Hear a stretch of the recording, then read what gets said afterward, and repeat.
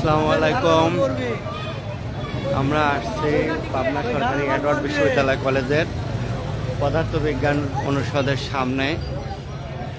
আজকে সকালের দিকে এখানে এক ভয়াবহ ঠাডা পড়ে একটি বিশাল আকৃতির মেহগনি গাছ সম্পূর্ণটা মুহূর্তের মধ্যে দ্বিখণ্ডিত হয়ে গেছে।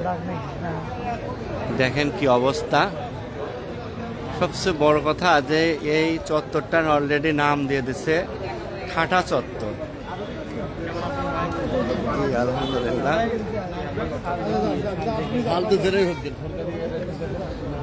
দেখেন গাছ একেবারে দ্বিখণ্ডিত।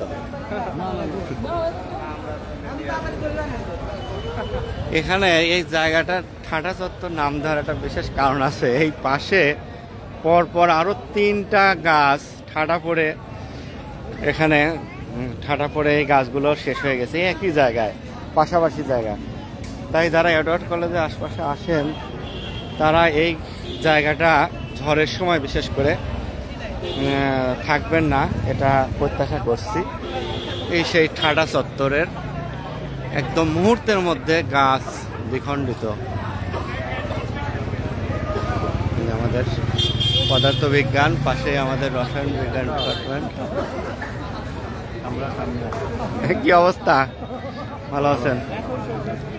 দেখেন যে আসলে ঠাডার কি অবস্থা আর মানুষের জীবনে কতটা খেয়াল না, সেটাই ভাবতেছি।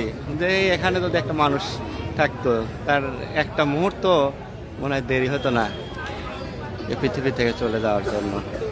অসংখ্য দর্শনার্থী আসছে। একদম সম্পূর্ণ এই বিশাল আকৃতির গাছ একদম মুহূর্তের মধ্যে দ্বিখণ্ডিত হয়ে গেছে।